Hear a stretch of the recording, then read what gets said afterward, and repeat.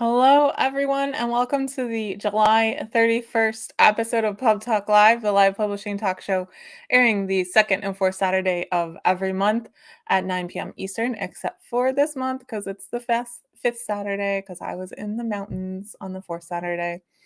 I am your host, Sarah Nicolas. I'm a young adult author, board member, and agent liaison for Pitch Wars and a library event planner. You can subscribe to reminders via email by clicking the link in the description so that you don't miss a show. You can also find us on Instagram and Twitter.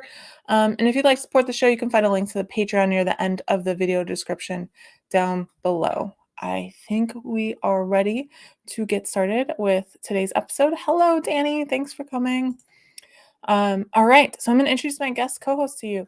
Emily Thiede is the author of This Vicious Grace. A former public school teacher, Emily teaches creative writing and serves on the board for Writer House, a local writing nonprofit, and co-hosts the Basic Pitches podcast. I have to make sure to say that correctly. An alumnus of Pitch Wars and author mentor match, she loves mentoring aspiring authors, fostering kittens, and getting lost in the woods near her home in Central Virginia. So please welcome Emily to the screen. Hello. Hello. How are you? I'm all right, except you see what's behind us? Okay, I changed it. It's amazing. I had uploaded it as an overlay, which is what we started with. Nice. But I had accidentally uploaded as a background, so that's why you heard me say "uh-oh" right before I went live. So we were talking about get my actual real background, which is probably way worse. But no. We my were exercise talking. break. So classy. I love it. I love it. It makes you look like sporty and well-read, Which because is of the bookshelf. completely inaccurate, but I No, like that. you don't. Yeah. You don't. Don't dispel the rumors. We were talking right before about like all the things that could go wrong live, and then I just like Yeah, put there's this got to be weird something. You got to get it out of the background. way. All right. Totally. Yes. All right. So if you haven't yet voted in the viewer poll today, I'm gonna post the link in the chat. The question is, do you listen to bookish podcasts? And that is in honor of our guest today. So go vote in that, and we'll talk about at the end. And I think we're ready to talk about publishing news. I'm gonna let Emily go first so that we can get to yours at the right time. All right. So I think I'm starting with on July 22nd, PEN Belarus, a sister organization to PEN America, released a report showing an increase in cultural rights violations in the country, including raids on media outlets, the same day the Belarusian government moved to shut down the organization. Yeah. Did I get that right? Yeah. Yeah. It's intense. It is intense. Now is a good time to mention that all of the news items that we're going to talk about, the links for each of them will be available at the end of the show in the video description on YouTube or in the podcast show notes. And so if you want to read more about anything, you'll be able to find those after the show ends. So, and if you're watching the replay, they're already there. So you can go and look anytime you want. But yeah, this is quite a violation. Someone speaks against cultural rights violations, and then the government just is like, "Oh, you don't exist anymore." Okay. Yeah, it's rough. All right. This next one, I'm gonna read this with as much sarcasm as I can. Amazon sales rose only 27% in the second quarter of 2021, disappointing investors.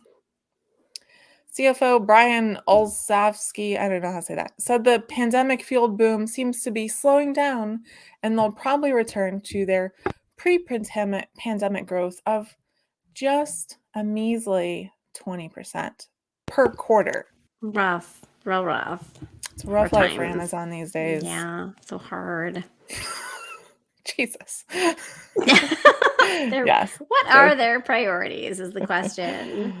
All right. Well, so that feels like a good transition to the next one, which is actual good news, which is that according to the American Time Use Survey, reading among people 15 years old and up increased by 21% in the May to December period in 2020 over the same period in 2019. The data shows that reading of all kinds increased from just under 17 minutes per day in 2019 in the same time frame to just over 20 minutes in the comparable period last year. And this is actually a really interesting article. Like, I highly recommend people check it out because it really talks about kind of which demographics have been reading the most compared to what they used to. And for me, the take home point was the fact that when you give people time to read, and especially in a situation where I remember in the beginning of the pandemic, I had a lot of people who were really pessimistic about what would happen to the book industry. And I remember Mm-hmm. saying, like, you can't make a movie without people being in the same room. You can't make a TV show, but you can write a book. That is the one industry that you can actually do it without people being in the same place. And the fact is, people do want to read books. They do want to consume content. And I think this study shows that people are excited to read books when they have the ability to do so. And so this whole study is fascinating, but it talked a lot about how the biggest increase in daily reading came among 20 to 34-year-olds and in readers over age 65. There was also a significant jump in readers who were African American, and people older than 75 spent by far the most time reading last year, and every year for that matter, reading an average of 55 minutes per day in the 2020 May to December period. So to me, the take home point was, if you give people time to read and you give them books that appeal to them, they will read books. So whenever people talk about, like, is publishing dying? Is the book industry dying? Like, no, it's not. Like, people want to read books, and they will if you give them the opportunity to. So Yeah. You just reminded me of I don't think I put it on here, but there was also a news item that came out last week that France had given teenagers a couple $100s to buy art. I think they're supposed to use it on like art, literature, whatever. And a lot of them were buying comics, and this upset people, of course, because you know how people are. people are snobs. Um, Yeah. and it's like, comics is still art. Comics is very much art. 100%. Oh my gosh. Yeah, Yeah. totally. All right. The National Book Foundation currently, things are changing every day now, currently Sure plans is. to return to an in-person ceremony and dinner for the National Book Awards on November 17th. My birthday. Whoop, whoop. Oh, is it? Oh, nice. You should tell them to invite you just for your birthday. I'm sure that'll work. Totally. All invited guests who want to attend will need to be fully vaccinated. And the event will also be broadcast in full, which it has been for several years, even before the pandemic started. So you can watch it even if you're not invited. I really love like big like industry parties. So I love the thought of it. Yeah, I like, want to I go. basically kind of broke into the industry after COVID hit. So Yeah, I'm just yeah. still waiting for my opportunity to see book people in person. But yeah, totally.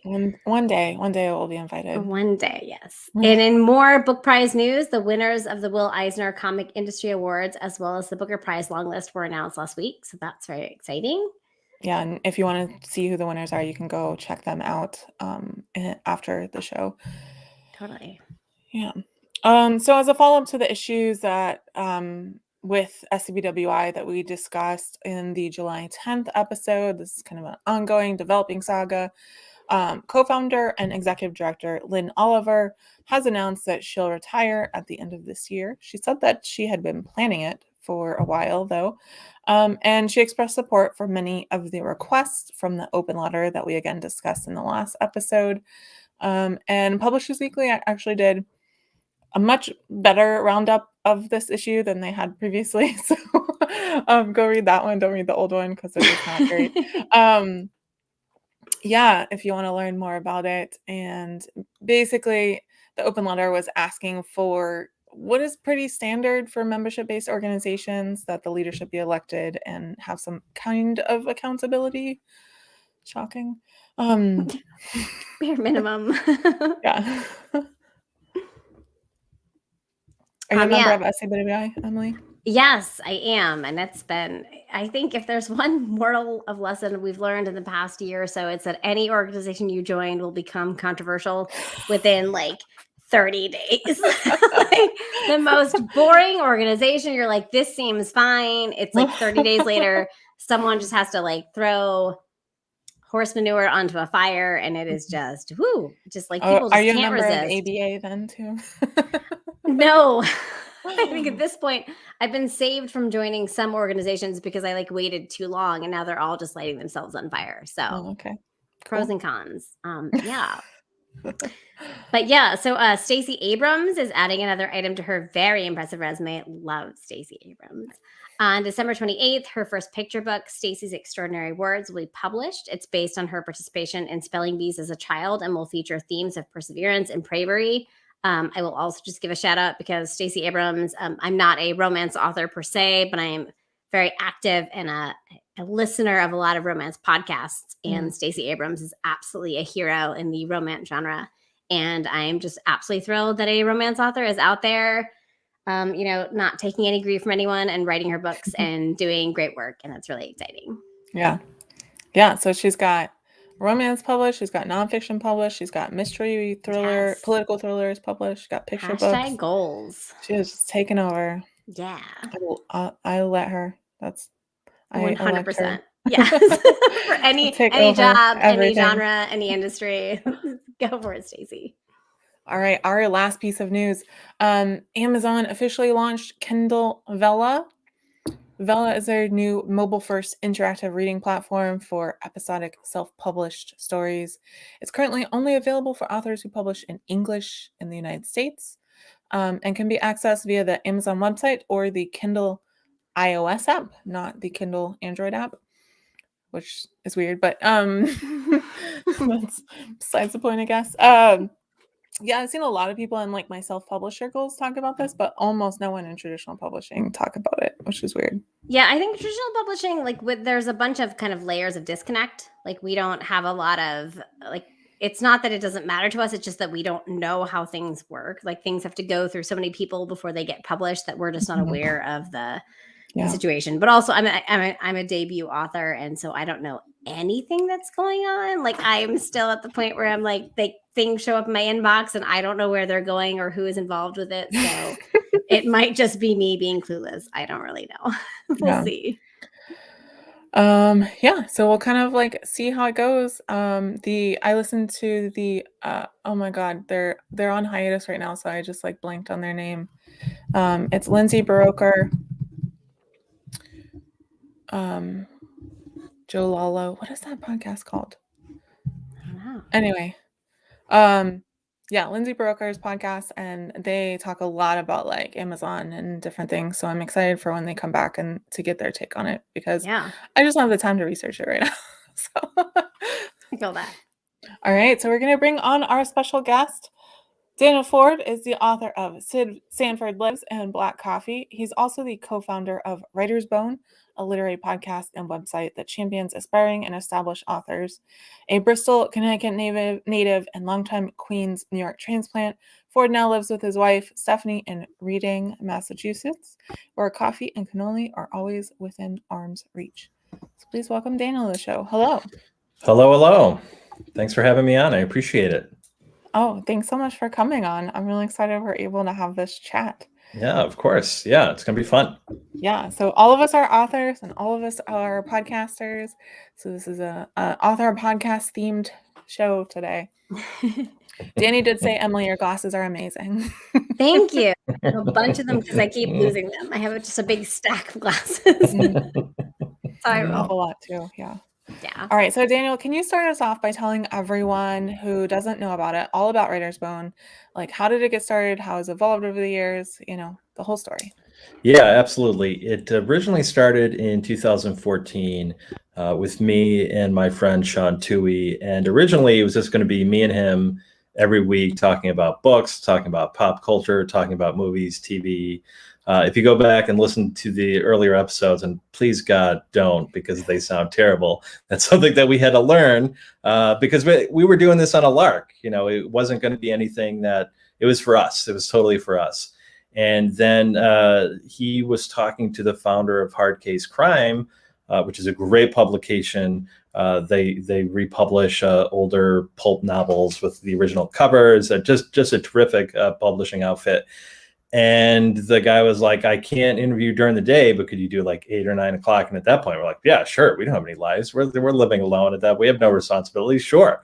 And it went from there. And then it became, all right, how many emails do you have to send out to get authors to talk to us? And in the early days, it was a ton. We were emailing like 20, 30 people a day. Like, can you talk to us? I know this sounds really bad. We're working on it, but and someone like Michelle McNamara, the late Michelle McNamara, who wrote "I'll Be Gone in the Dark," came on, and just that for me is the starting point of the podcast, and when we got serious, because her love of the craft, what she was doing, her love of writing, her love of investigative journalism hit us hard, and we're like, all right, if we're going to do this, A, we need to figure out how to sound good, and B, we got to get writing. So both those things kind of happened in tandem, and really went from there. And now we're at the point where people come to us, which is so nice. Unbelievable. Every day I get emails saying, hey, can I come on the show? And it's mind boggling, because we started out, we were just two dumb kids who were had just moved to Boston, didn't know what we were doing, and now we're here. So were you a podcaster before you were an author, or were you an author first? Well, this is an interesting question. I've always been a writer. So I always written. So I didn't publish my book until well after we started the podcast. Okay. So I guess technically I was a podcaster first, but I've been writing since pretty much birth. And I think having the podcast helped me land an indie publisher when I did, for sure. But I always listen to podcasts. Like, I was an early adopter. I was like, this is cool. And some of the early ones were just reruns of NPR shows or reruns of ESPN shows that I would just listen to on the way home and to work on my commute. And I was like, this is great. And then when we got into it, they really started booming. Like, oh, podcasts could be a real thing. Totally. So I was ready to hop on.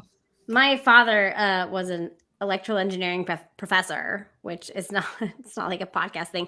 But he decided to create a podcast of his lectures. And I distinctly remember my father being like, I have a podcast and it has 1 million listens. And I was like, what's a podcast? And now years later, I'm like, Dad, you have 1 million listens on your podcast? But like 10 years ago, I was like, I don't understand what you're talking about. So yeah, I mean, being on the forefront of a genre is intense, but also like having Michelle McNamara is incredible. Like, wow, like what a start to your show. Like, that's really amazing. It's very cool. Yeah, she was, every time I go back, and every couple of years, especially with the documentary that just came out, I go back and listen to it, and phenomenal. Oh, it's so good. And they actually came to us and, asked us to use our audio at one point, which we did.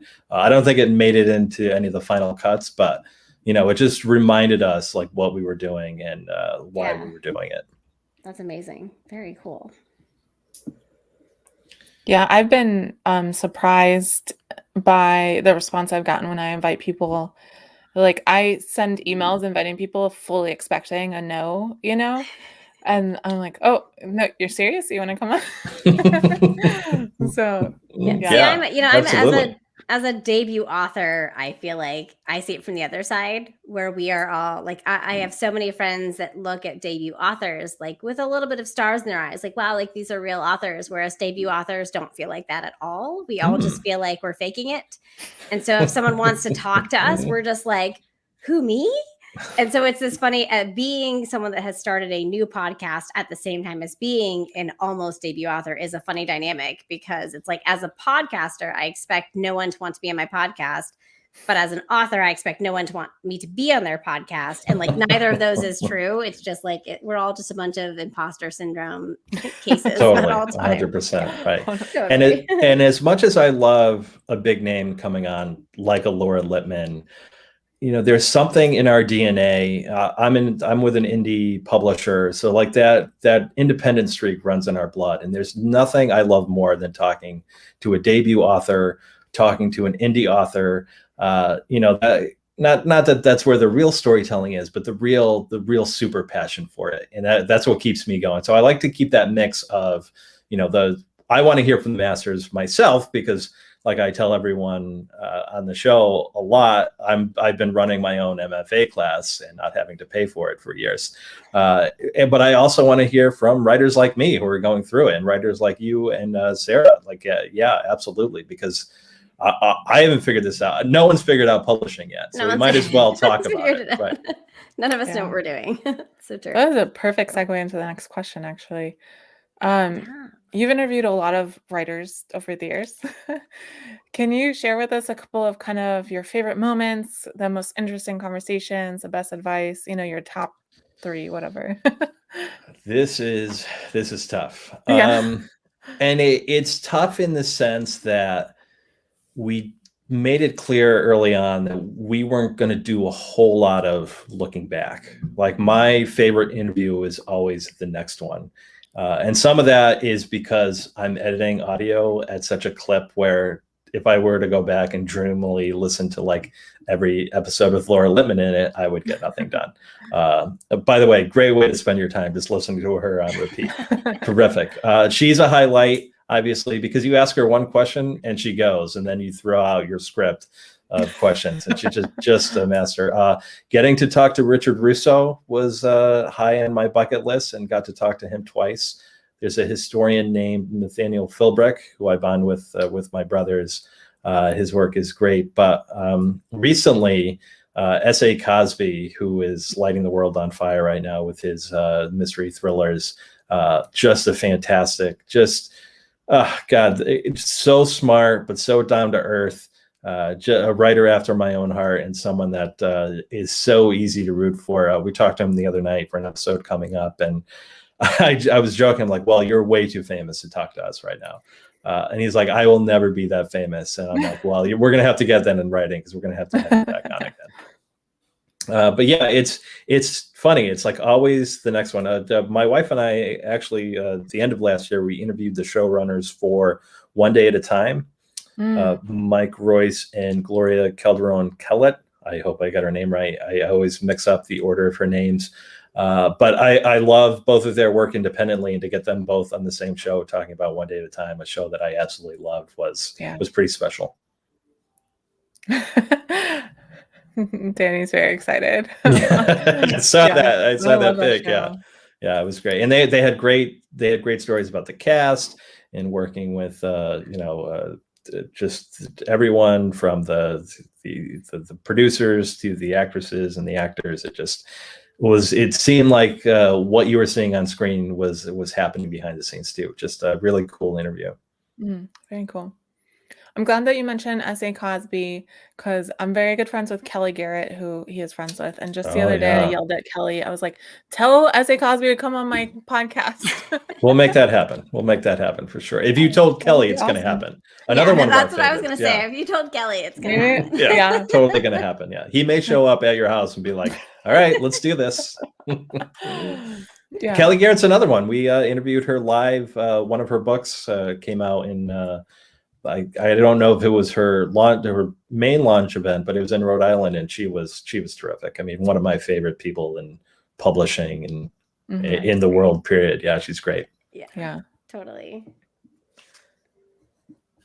I listened to your interview with Rachel Lynn Solomon this morning. Oh yeah, another good one. Entertainment, yes. It's funny because Emily, you said your father is an electrical engineer. Yep. Yeah, and then in the X Talk, the main character is a podcaster whose father is a electrician. There are character archetypes that are based on reality. Yeah. That's a thing. Yeah. But also I kind of love it because I write my debut is what someone might consider a dark fantasy with like a rom-com center, which like is not usually a thing that people think of. But what I love is that my father was an electrical engineer who introduced me to his love of rom-coms. And so I just, in general, I love the idea of someone that has kind of an outer case that is one thing and then an inner center that is different. So I feel like that's going to be my brand going forward. So yeah, totally. Yeah, that's awesome. Yeah, we love rom-coms over here. We talk about them all the time, watch them all the time, read them all the time. They're not even a guilty pleasure anymore for me. They're just a pleasure. They're just great. They're so great. Yes. Especially the good ones, the bad ones. Right. Yeah. Absolutely. Right. Yeah. Good stuff. It's like we've had You've Got Mail on repeat in the Yep. background somewhere. Yeah. Yep. Yeah. I got a list. Totally. Yeah, the day the writer of The Princess Switch followed me on Twitter, and I was like, oh my God. Oh, that's exciting. Well, see, talking about podcasts, some of my favorite podcasts are actually podcasts that analyze rom-com books. So there's some, I'll give a shout out to the Heaving Yeah. Bosoms podcast, is one of my all-time favorites. It is What a not, name. Great name. it is, don't listen to it around your children, like keep your headphones in, but it is so fantastic. And I started listening to it as what you might say, a guilty pleasure. Like it was just for fun. And then I realized as an author that listening to people analyze books as a reader is one of the most wonderful ways to develop as a writer. Totally. Because when you really listen to what it is that resonates with readers, what it is they don't like, what it is they catch when it doesn't work, I mean, it's a phenomenal way to level up as a creator. So very cool. Yeah. All right, we have a question. So my Patreon supporters can submit questions ahead of time, and we have one from Danny, who's actually in the audience. Hi, Danny. Very, very important question. Who has the better cannolis, Queens or is it Reading? It's Reading, actually. It's Reading. Yeah. Okay. Reading would be too on the nose, even for us over here. Well, I haven't had a cannoli from Reading yet. So we just recently moved here, so I'll go with the Queens versus Boston cannolis. Yeah. Well, I mean, I'm sorry. I grew up in New Jersey, so that's obvious. I'm sorry. I grew up in New Jersey. Yes. Wow. Queens is superior to. Sorry. Well, we're gonna have to talk about New Jersey after this, but yes, okay, we're momentarily on the same side, so we'll get there. When it comes to cannolis, yes, correct. I'm equal opportunity cannoliist, so I hate pitting. Right, I hate putting them against each other because I've had great cannolis here and there, but the one thing I really miss about New York is the food, obviously. Oh, so good. Yeah, the rent and everything else, and being poor, not so much, but definitely pizza for sure. The pizza, the bagels, and the cannoli are solid, though. Right, 100%, right. Yeah. And the cheesecake. I'll throw cheesecake in there too. That's fair. I moved to Virginia as a 15-year-old, and I am still on the hunt for a cannoli or a pizza. I did end up in the only town south of the Mason-Dixon line that has decent bagels. Yeah, I said it. But so I've done okay there. But yeah, as soon as I go up north, I'm just like on a hunt for cannoli and pizza because it's just true. It's true. There's a great bagel place down the street from us, which is as close to a New York bagel as I've found up here. It's not quite surprisingly the same level, but it's pretty good. It'll scratch the itch. Yeah.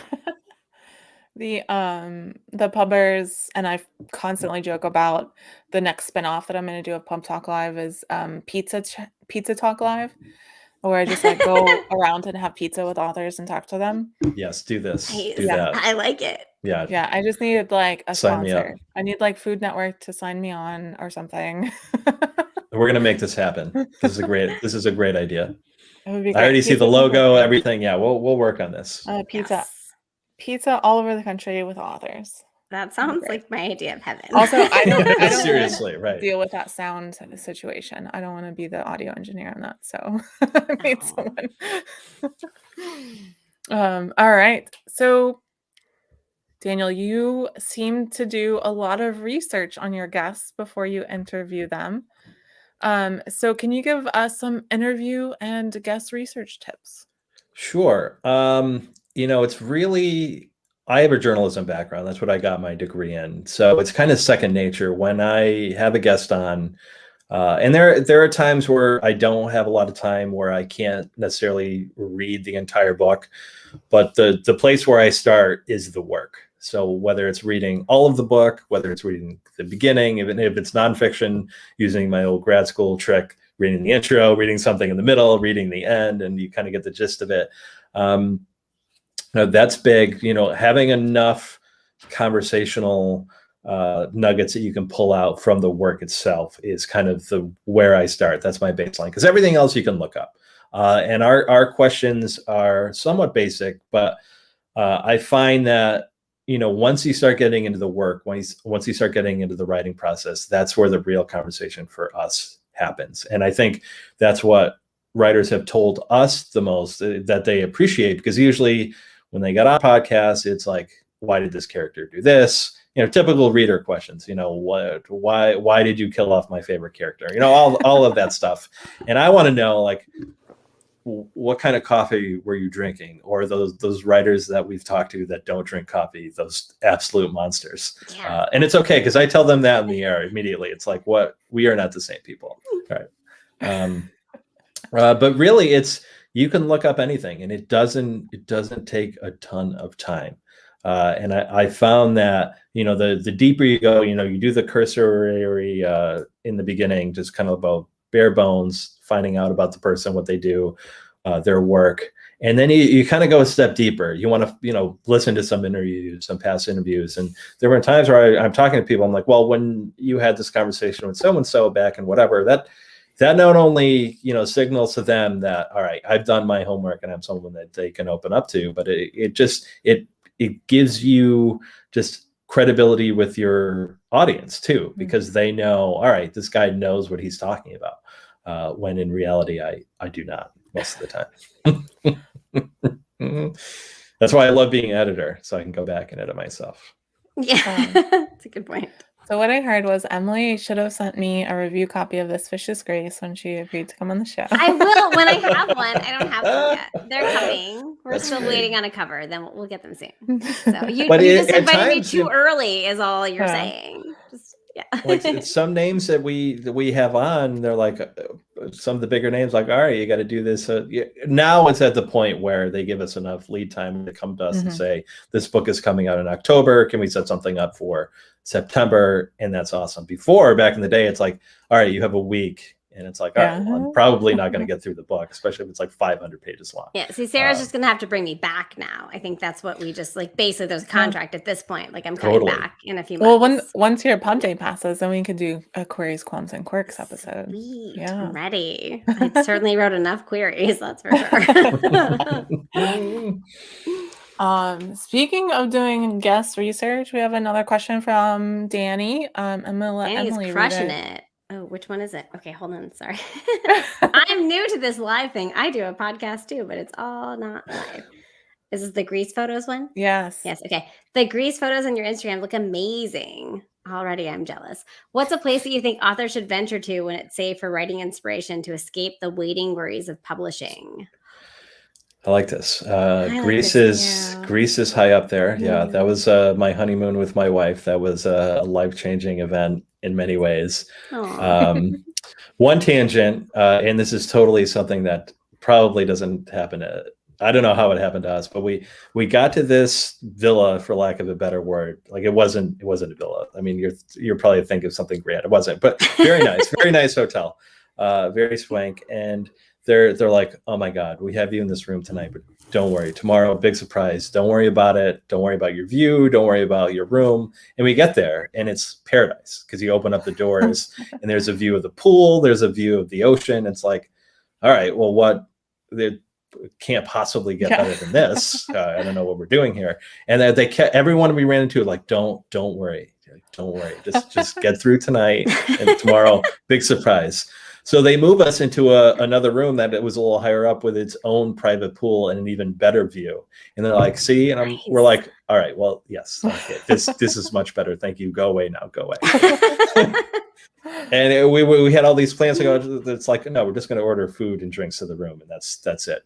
But there was also a great bookstore, I believe. I can't remember.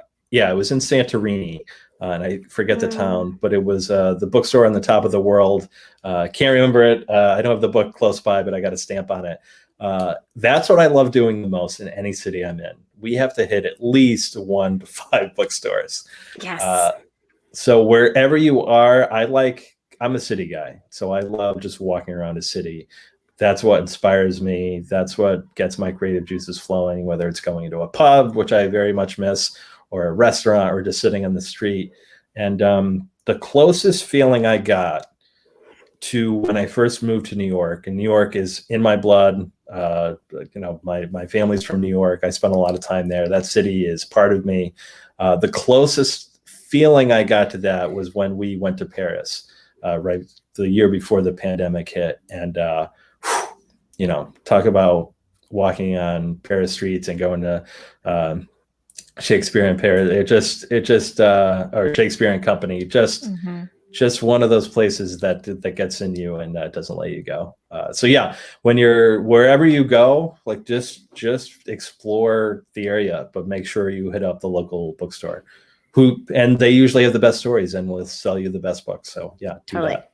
I think travel is like, if you can do it, is one of the absolute best ways to inspire a story, because you're seeing new people, new places, just everything. So I think that's fantastic.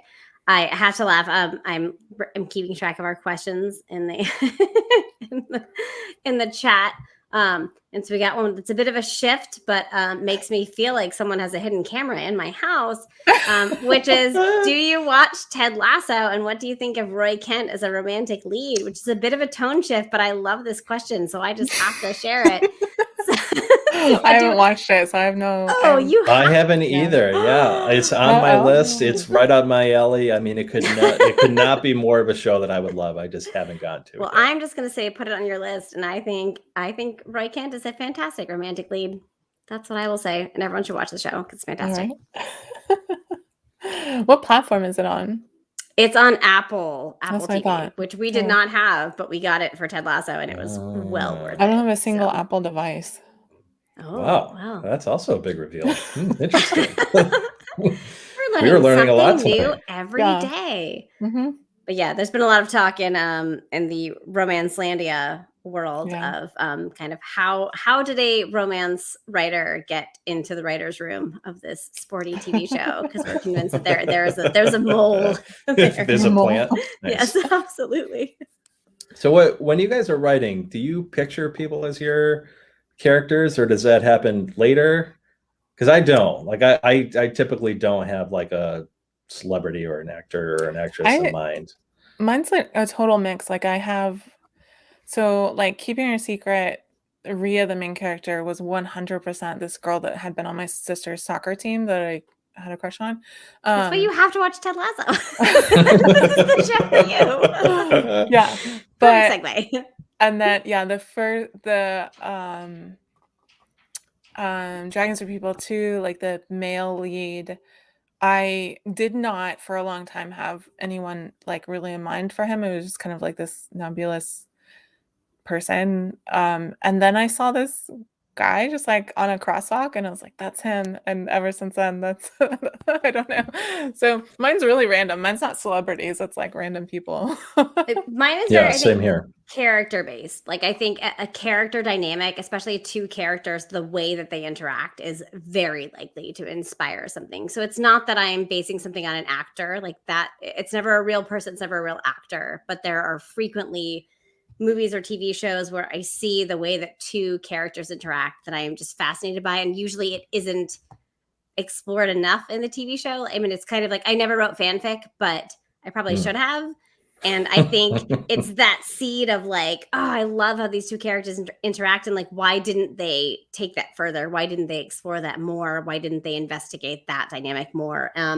And that often spurs ideas. And so the characters then branch off on their own, but it's just that seed of this would be really cool. And I want to see that. And the actual showrunners never made it happen. So, so you write like fan fiction with a couple like levels removed. Yeah, like unintentionally. And so I didn't write until I was like well into my 30s. Like I always thought it would be cool to write, but I didn't have an idea on my own. But my entire life, I've told myself stories when I was falling asleep. And often it started with a movie or a TV show and characters that I was fascinated by. And it was just kind of where else could I make them go? What else could I make them do? And I didn't know fanfic was a thing. And honestly, maybe it wasn't at that point. But that's kind of how I got my start as just a story creator. So yeah. Well, fanfic was definitely a thing because it started with the Star Wars fandom. But me too. Yeah, but I didn't know about it. Yeah. So I was just telling myself stories to fall asleep at night because I have a busy brain. I have ADHD. I'm not someone. I wrote a lot of stories. Close my eyes and go to sleep. When I was like 13, that featured all like Greek gods. Like that was my fan fiction. Oh, that's cool too. I like that. Yeah, that's awesome. I think that's a really like a basic human desire. Like I think we love stories, but we love stories. We want to take them beyond what's on the page. And so yeah, I just told myself stories to fall asleep because I needed a story to fall asleep with. And so it was like eventually, well, what if you wrote it down? What if you tried to take it a step further? And yeah. Danny said I started my with the God, Bring that's It On great. fandom. That's amazing. Nice. That's awesome. So what do you two do when you sit down to write? What are your writing Daniel's processes interviewing like? us now. I was hoping you weren't going to notice, but yeah, now I'm curious. Yes, now I am. Yeah. Oh, sorry, Yeah. what was the question? You start down to Your write. writing process. Yeah, when you sit down to do the work, what do you Say do? Mine's a pre-COVID or disaster. We during don't want to talk about COVID? I had a process and then the world fell apart. I've been home with 2 children for 16 months, so I don't know That'll my do it. process. My process at this point is no process. It's just not happening. But Yeah. it used to be, my process generally is I write really fast, messy, sloppy, like hideous first drafts just to get through it. I just want to get words on the page. I want to write every scene that's fun. I want to see what those characters are going to do. And then I spend the bulk of the time putting it back together and shaping it and getting feedback on it and, revising it. At this point, I don't know. I'm just I trying envy to that though. I finish wish I had that. something. Yeah, that sounds great. Yeah, I tend to think about stories for a long time. Like I'll have an idea and then I won't even start writing it for like a year. It just like simmers for a while. And it's funny because on the Queries, Qualms, and Quirks this week, Tara Lazar said that that's what she did. She's like, oh, but you can't probably do that for a novel. She writes picture books. And I was like, oh yeah, you can do that. But right. but then when I sit down to write it, it does usually come out pretty fast, but it also comes out pretty spare. It's like Same. the Yeah. plot arc and the character arc and nothing else, like no description, blank rooms all the way through, and so it's usually about like 15 to 20K shorter than it will end up being. Yeah. Mine's That's just characters talking to each other. That's And what it's only the that's what I first- do too. Yeah. But it's Which only is the what you first do. 60%. Like there's never a final act. Oh. Like it's just like, here are characters, they're talking, they're bantering, they're getting to know each other. And then I like send it to a critique partner and they're like, but there's no What happens? plot. Yeah, Right. what happens? What I'm right? like, What goes on here? Oh yeah, we'll right. figure that the out plot, later. Yeah. Right. Yeah, a couple of people have talked to me are like, why don't you just write a play? But I'm so intimidated by like the format and like being penned in like that. I'm like, it doesn't work for me creatively. Whatever it is, I can't do it. No, Yeah, I I've love been the thought of having actors take your words, but Yeah. it's also kind of terrifying because like I love to shape these characters and like really put the nuance in their dialogue. Like I think it's got to be such an act of trust to have actors take your words and breathe their own life into it, but also like just fascinating. So yeah, it's really cool. Megan has an interesting question. Oh yeah. How well do you feel you have to know a place if you're trying to use setting as a character in fiction? Oh, that's a good one in this time where we can't travel. Because I had big plans to go back to Venice before this sequel. And now I can't. So it depends on how fictionalized it is, I think, guys, what I would say. I write fantasy. My debut is a fantasy that takes place on an island that is inspired by the Amalfi Coast of Italy, but it's not a real island. So it's not based on an actual place. So I'm taking all the things that I love about that, but I don't have to be factually accurate. But then in book 2, I have characters that do go to what is supposed to be a fictionalized version of Venice, and I have not been there in a decade. And so I'm going to have to either do a lot of research or release myself from the responsibility of making it accurate, and let myself just kind of make it fictionalized. And I think the answer is, for me, is that you have to pick one or the other. Especially if you are fictionalizing it, you have to occasionally give yourself permission to fictionalize it. There are times where you're going to have to change the setting to fit the book, and that's okay, as long as it's not historical fiction. Right. Yeah, that's a good point. It depends. Like most of my settings, whether it's in New York or whether it's in a small town or anywhere else, my settings tend to be pretty intimate. It's either like somebody's house, coffee shop, a bar. I don't know what it is about me or what it says about me that I just love writing about characters who are in a bar. Black coffee is filled with them. And then you could just insert the coffee house at some point. So yeah, it kind of depends. And I think if it's on a grander scale, and it's a bigger city like a Venice, you're certainly right, Emily. You got to devote a little bit more research or actually go there. But I think, if you're dealing with a setting that's somewhat, I don't want to say universal, but something that someone would not have to take a lot of imagination to conjure in their mind. I think a small town, people know what that is in certain parts of the world. I think you get away with that. And even if you're setting something in New York, I love setting my book in Queens and having, some of the spots that I frequented, which probably aren't live anymore. So yeah, it kind of depends. I mean, readers know when you're faking it. So, if you're fictionalizing it to serve the story, I think they're on board with that. But when you get too far into just making stuff up about like what it's actually like to live there, that's when you get into some real trouble. Yeah, I'm not,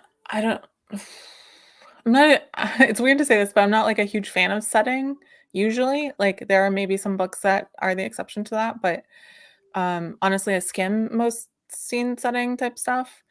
But if it was a situation like Megan mentioned where the setting is a character, that's kind of a different experience, a kind of a different Right. book than what I write and what I usually like to read. But I imagine that the feeling is more important than like street names, Correct. Right. Yeah, absolutely. Yeah, that's And what I think there there's are a probably difference people who disagree with between- me, but No, I think you're right. Yeah. There are books where it's supposed to be correct, and there are books where it's not. And I think readers can tell if you're trying to be accurate and you're messing it up. That feels clunky. Right. If you're saying, I'm in this for the aesthetic, I'm in this for the vibe, and I'm not worried about authenticity, then I think readers will ride with it. Like again, with mine, the first book, it's a fictionalized place. The second book, it's a far distant future, alternate universe, whatever. And so I feel very comfortable as an author if someone says, well, that's not where the road is, that I will say, I don't care. I never even said it was Venice. It just looks like Venice.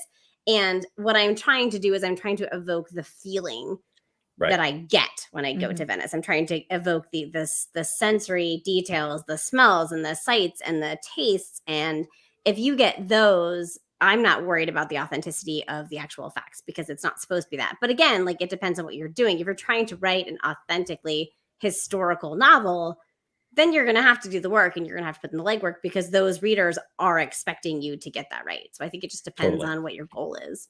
Yep. Yeah, I saw a tweet the other day. Someone is upset that like two streets intersected that don't intersect in the city. And my first thought was, I honestly don't care. And then I realized I'm always lost anyway. Like I never know what street I'm on. 100%. Right. So that's probably why I don't care. Like the street that I drive on every day to get to Publix, I don't even know what it's called.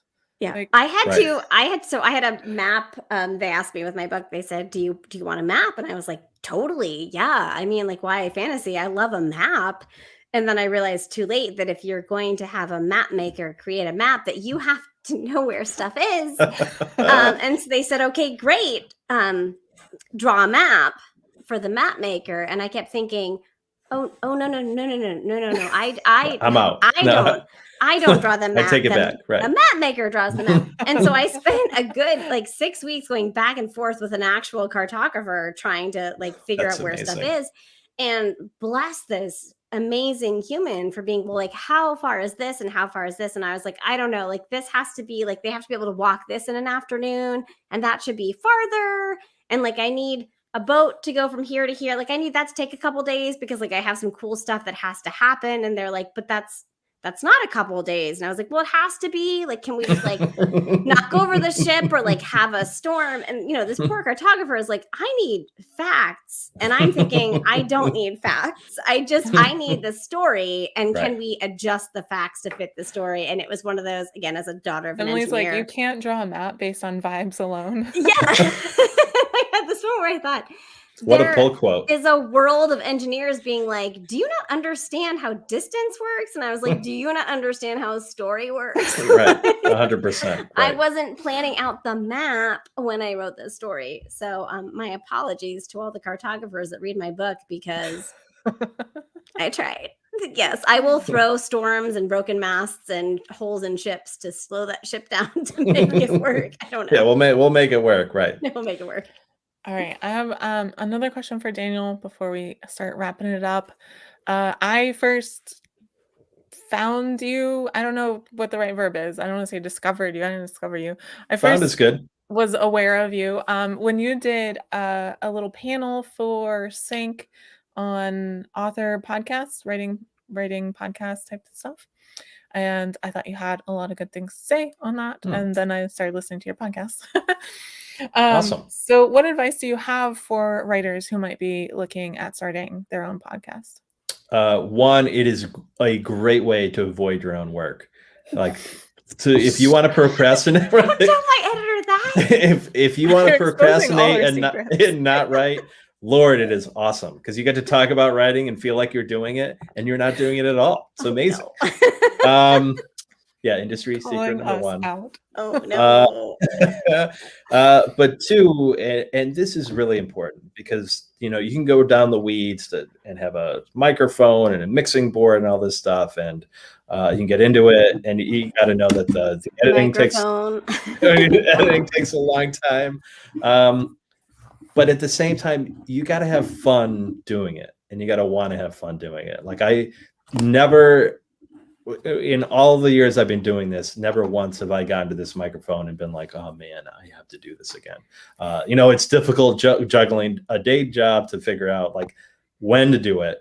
But once I get down to the mic and start talking to an author, like that's just what I do. And it's a thrill each and every time. And if you lose that fun and you're just looking at numbers or you're looking to make a buck or anything like that, you are just, you are set up to fail, and you're going to do 10, 15 episodes and be like, I'm done. That's it. And there are plenty of podcasts like that. We don't need any more of those podcasts. We need engaged, bright, energetic, passionate podcasters, and writers are all of those people. So if you're going to do it, spend a little money to sound. Blue Yeti does not break the bank, and that's an easy plug and play. You'll sound fine. I'm telling this to myself in 2014, buying like a $20 microphone from Walmart. But do those things, and you'll be fine. Yeah, we need your story. If you're whether a podcast or not, like we need your stories out there. Like the world is just filled with stories that get left on the table, and nothing drives me more crazy because I'm in ham and egger. Like I'm a cis white guy. Like people know what my story is. We need yours. I want to read or hear yours. So do that. Awesome. Yeah, I got my mic. I asked for my mic as a birthday present. So see, there we go. Perfect. My that's podcast co-host sent me mine. Aww. Which I think it wasn't a, you sound terrible. It was just like, we're doing this. So yeah, got it. Nice. And then I made lots of jokes about it because it's a shape. But anyway, we won't get into that.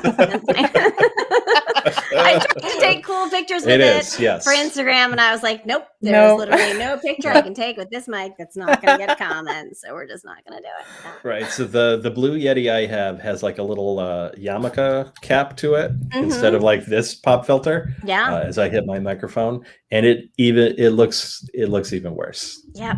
Yep. I got mine. It's got the pop filter. We got the pop filter. Yeah, the whole thing. Love a good pop filter.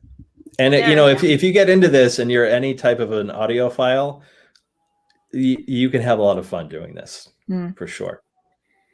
Yeah. All right. Daniel, can you tell us about your books in case listeners want to check them out? Yeah, so my debut novel that came first, It's Sanford Lives, a coming-of-age tale about a writer living in a small town in Connecticut who goes to New York and has all of these adventures. I wonder what that's based on. Mm-hmm. And Black Coffee is my collection of short stories that came out a couple years ago.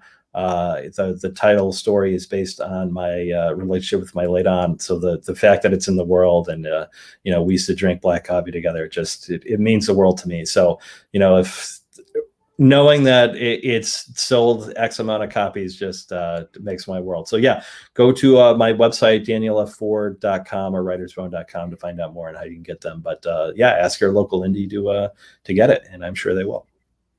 Yeah, and I have links in the description too, so you can click on those. Okay, last question. Question I ask every guest. I hope you are ready. What is the most important book that you've read and why? So I could have gone a couple different ways with this. My older brother gave me a copy of To Kill a Mockingbird in 1984 at one point, and this is well before I had to read them in school. So I was reading that type of literature. I read Love in the Time of Cholera later on in life, and that book just floored me and changed me in a different way. But I was already on the writing path.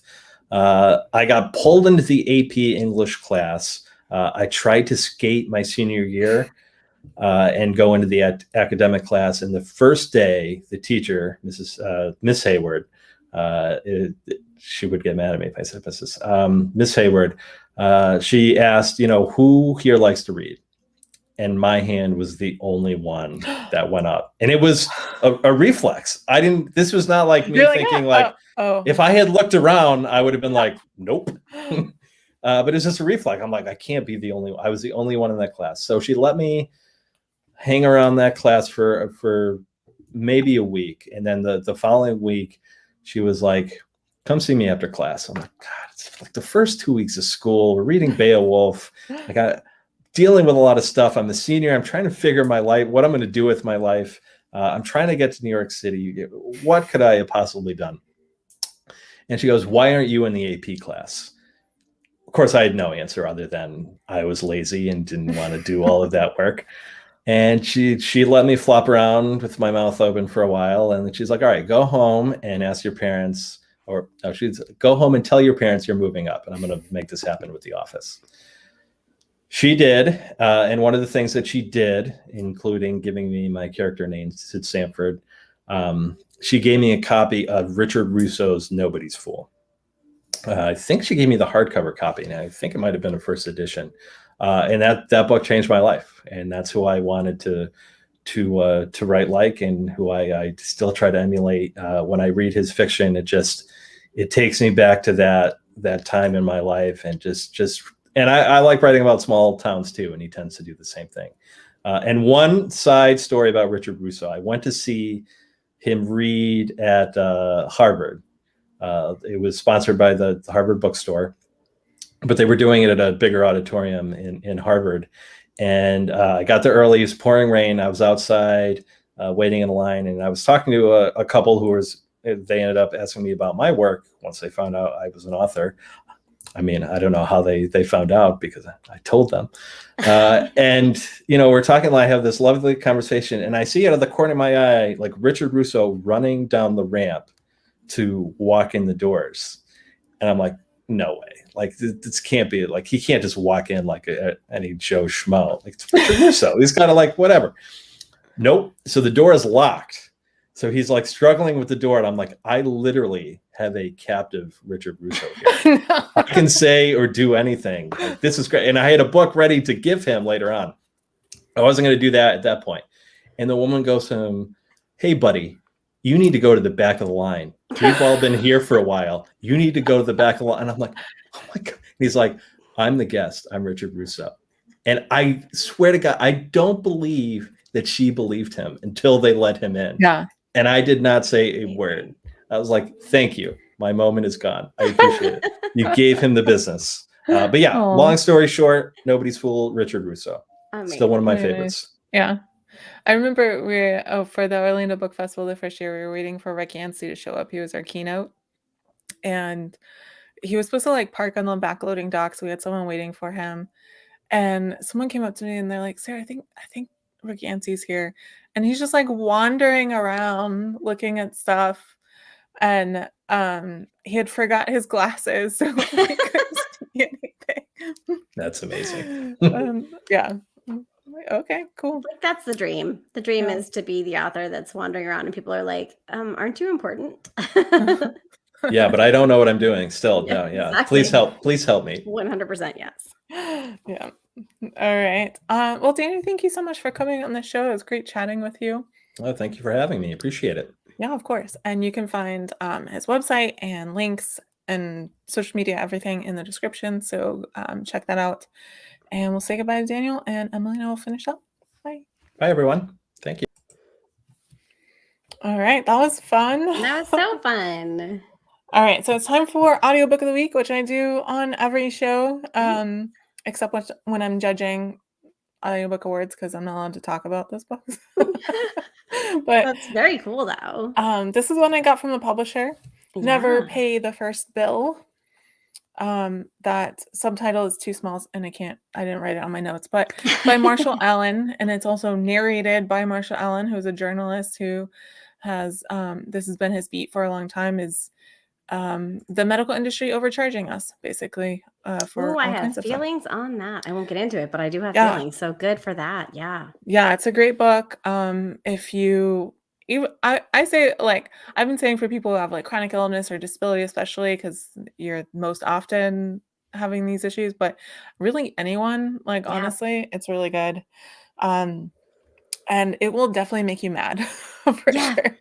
Yeah, I listened to it while driving, and I'm sure if anyone looked at me while I was driving, they'd be like, "What is wrong with that person?"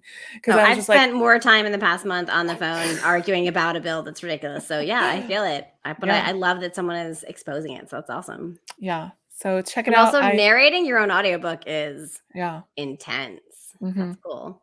Mhm. Yeah, it happens a lot more in nonfiction, I think, but Yeah.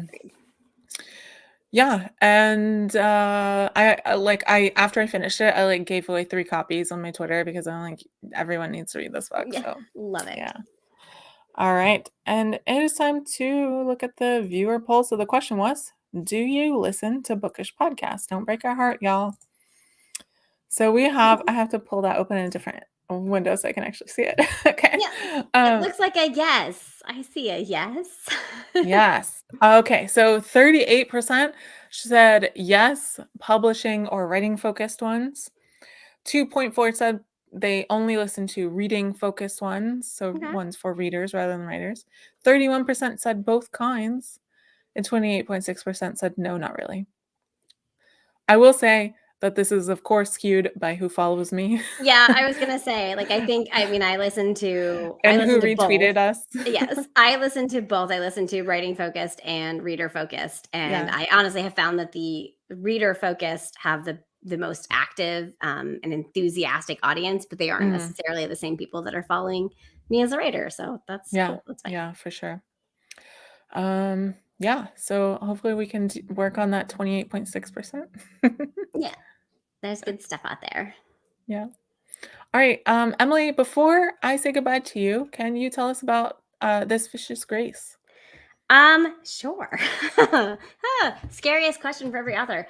So This Vicious Grace is about a young girl, a young woman who has been given the power by the gods to magnify a magical partner's magic in order to protect her island home, but unfortunately she keeps killing them instead, which is a bit of a problem. And so she is sort of a chosen one in many ways, but she is in a situation where people are starting to wonder whether they would be better off potentially assassinating her and seeing if a new savior rises. And obviously, she's not a big fan of that. So she goes out in search of a a bodyguard that does not work for the powers that be. And Dante has dark secrets of his own, and he might be someone who can help her figure out her gift, or he might be the one who can take her out once and for all.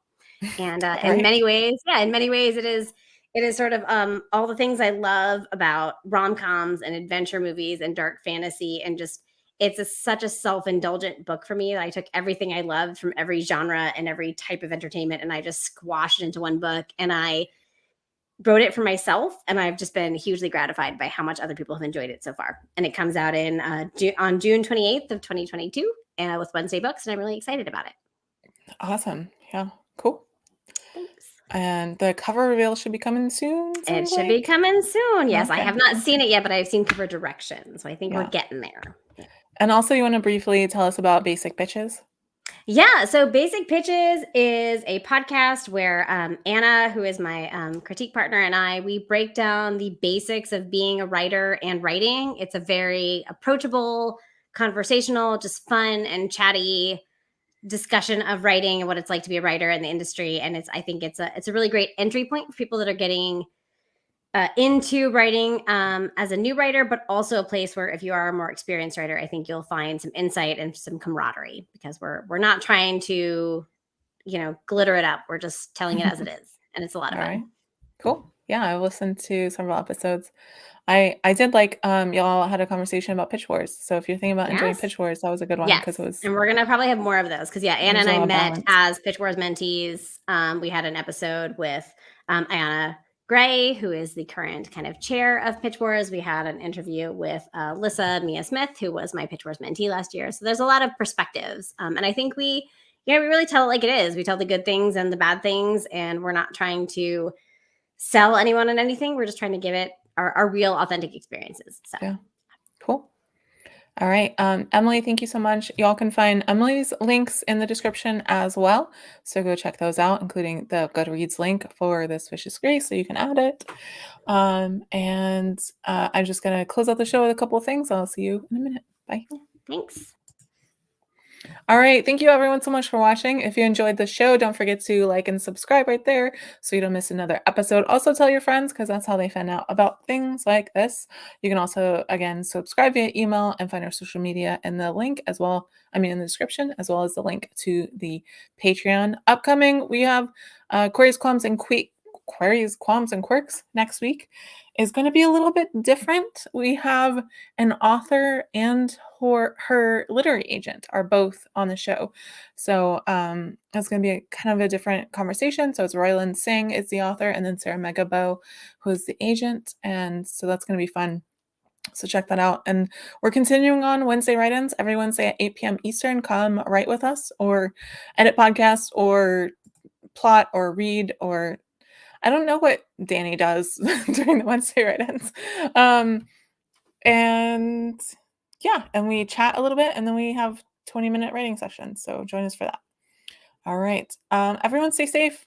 Wash your hands, wear a mask. COVID is rising once again. So please stay safe and we'll see you next time. Bye.